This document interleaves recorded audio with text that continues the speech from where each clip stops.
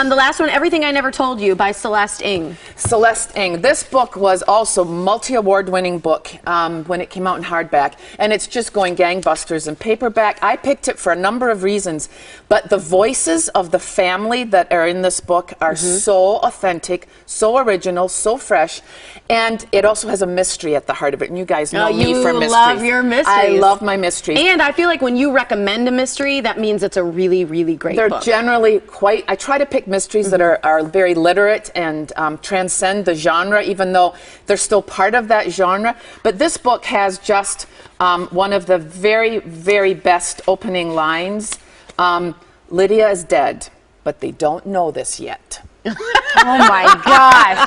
Talk about a book with a hook. Oh my gosh, that's why I picked it for my, Love it. So this is my last, and I think it would be just awesome for book clubs. Yeah. Well, speaking of book clubs, your last tip was to invite the author, so we took Carol's recommendation. We invited author Celeste Ng to join us on the yellow couch this morning. Come on in, girl. This is for Everything I Never Told You. It was Amazon's #1 best book of 2014. It was named Best Book of the Year by NPR, Entertainment Weekly, Huffington Post, many, many more. You had so many accolades on this. Thanks for coming. Thank you so much for having me. Do you like being invited to book clubs or to, you know, people who are interested in your book? You know, I love talking to readers about the book because that's something that you usually don't get as a writer. I mean, writing, it's such a solitary thing. It's usually me alone in my apartment or me in a cubicle in the library. And so it's really nice to hear that people are reading the book and that they're finding a connection. Yeah. Now this book, again, starts with, as Carol was saying, a very intense line. And the storyline, the through line here, where the plot is all weaved around, is very intense as well.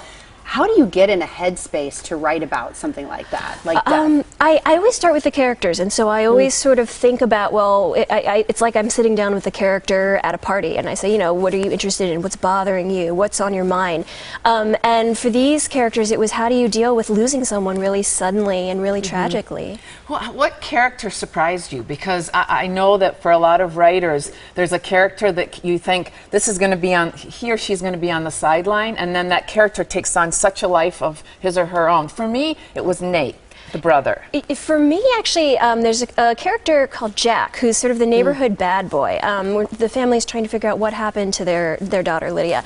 And Nath, her brother, is very suspicious of this boy, Jack, who's their neighbor. And he was a character who kept showing up in the novel, and I had to figure out why he was there, what he had to do with Lydia's disappearance. I love that. Had you two met before? No, we haven't. This is 5 minutes ago. Oh my gosh, 5 minutes ago. But see, it's the thing, if you get a good book and you're so immersed in it, you feel a connection, even though there's not always a lot of the writer in the book. I just felt such a connection.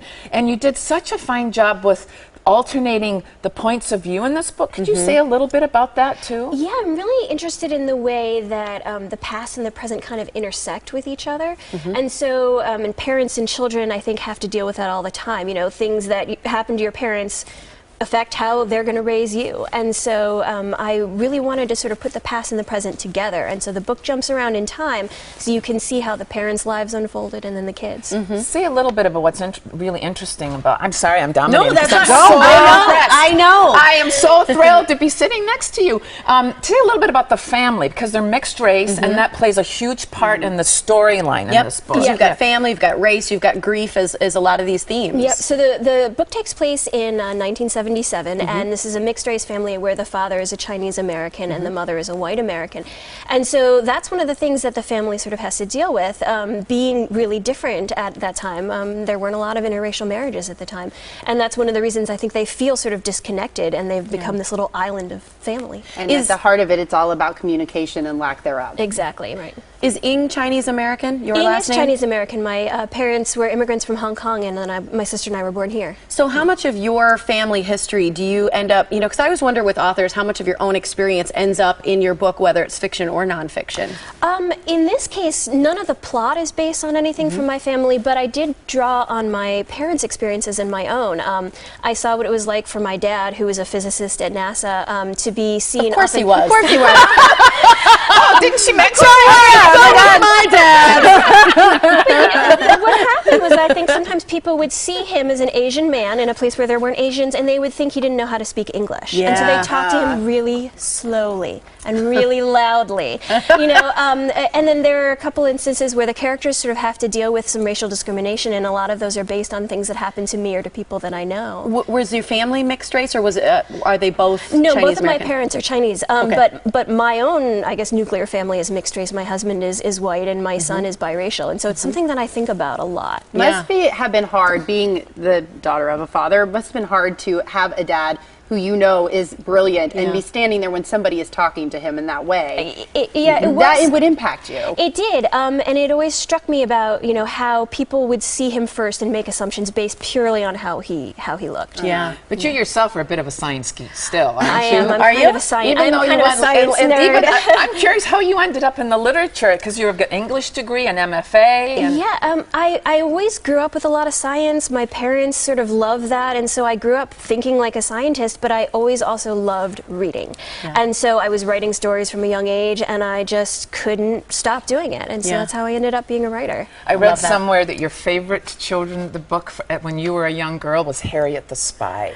Oh, Harriet the Spy. That is such an awesome book. It's such a great book, and it's actually about a girl who wants to be a writer. I mean, that's why she's spying on people. And I love it. I think this is great, and I want to make sure everybody knows. So your book now is out on paperback. That's one of the reasons you're doing all these great book tours again. CelesteNg.com is the website. Her last name is spelled NG.com to be able to get your copy. And Carol's website as well. You got to know where to find Carol Barrowman. It's at carolbarrowman.com. She's on Facebook, Twitter, and Goodread as well. Thanks so much for being here and joining us on the Yellow Couch. thank you so much for We having invited me. the author. I know.